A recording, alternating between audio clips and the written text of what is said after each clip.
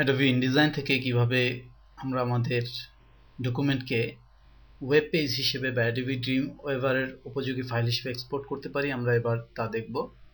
অনেক সময় আমাদের অনেক বড় ডকুমেন্টকে ওয়েব পেজ হিসেবে কনভার্ট করার প্রয়োজন হয়ে পড়তে পারে। আমরা এই লেসনে সেটি আমরা দেখব।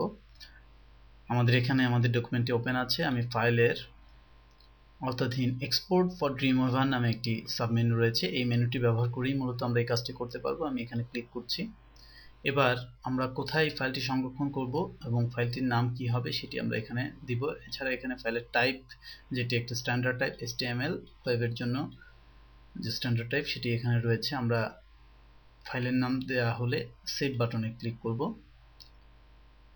এবার এখানে বেশ কিছু অপশন আমরা খুঁজে পাবো। তার মধ্যে রয়েছে বুলেট এবং নাম্বারিং গুলো কিভাবে কনভার্ট হবে, ম্যাপ টু আনঅর্ডার্ড লিস্ট, যেটি HTML একটি লিস্ট রয়েছে, অর্থাৎ যদি বুলেট থেকে থাকে আমাদের ইনডিজাইনে যদি ব্যবহৃত হয় বুলেট, সেটি আমরা যদি ওয়েবে কনভার্ট করি সেটি যেন আনঅর্ডার্ড লিস্ট হিসেবে নিবে নাকি টেক্সট হিসেবে কনভার্ট করবে সেটি আমরা এখান থেকে ডিফাইন করে দিতে পারবো।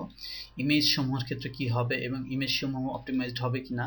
ইমেজ সমূহ যদি অরিজিনাল দেই তাহলে এখানে হাই রেজুলেশন যে ইমেজগুলো ব্যবহার করেছি সেই ইমেজগুলো এক্সপোর্ট হবে, আর আমি যদি অপটিমাইজ দেই এটিকে ওয়েবের উপযোগী করে অপটিমাইজড করে নিবে এবং ফরম্যাটেড দিলে এটি ফরম্যাটও করে নিবে মূল ফরম্যাট অনুযায়ী, অর্থাৎ ওয়েবের জন্য যে স্ট্যান্ডার্ড ফরম্যাট রয়েছে। এবং ইমেজ কনভার্সনে এখানে কি কি অটোমেটিক দেওয়া আছে, অর্থাৎ যে ইমেজটি যে স্ট্যান্ডার্ডের জন্য কনভার্ট করা দরকার সেই কনভার্সনটা হয়ে যাবে এখানে। জিপ অপশনের এখানে রয়েছে, এটি প্যালেট কোনটি ব্যবহার করবে, এটি ওয়েব প্যালেট ব্যবহার করতে পারে অথবা অ্যাডাপটিভ করতে পারে, যেটিতে ডিথারিং মূলত হবে না। ইন্টারলেস থাকবে, অপশনসটি ব্যবহৃত হবে কিনা সেটি আমরা এখান থেকে নির্বাচন করে দিতে পারি।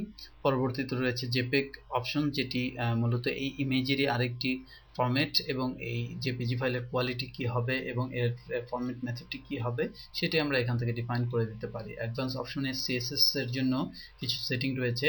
এমটি সিএসএস ডিক্লারেশন হবে নাকি কোনো সিএসএস হবে অথবা কোনো আউট ডোর বা এক্সটার্নাল সিএসএস হবে, অর্থাৎ আলাদা কোনো ফাইলে সিএসএস হবে কিনা সেটি আমরা এখান থেকে ডিফাইন করে দিতে পারি।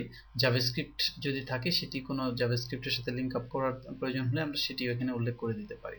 যাই হোক, আমাদের যে অপশন সমূহ রয়েছে সেটি নির্বাচন শেষে আমরা এক্সপোর্ট বাটনে ক্লিক করলে এটি মূলত আমাদের ফাইলটিকে এক্সপোর্ট করে দিবে। আমি যদি মাই ডকুমেন্টসে আমি লক্ষ্য করি তাহলে দেখব sample1.html নামে একটি ফাইল এখানে প্রদর্শিত হচ্ছে। আমি ডবল ক্লিক করে এটি ওপেন করলে আমি দেখব যে আমার পুরো ডকুমেন্টটি মূলত একটি ওয়েব পেজে পরিণত হয়ে গেছে A to Z।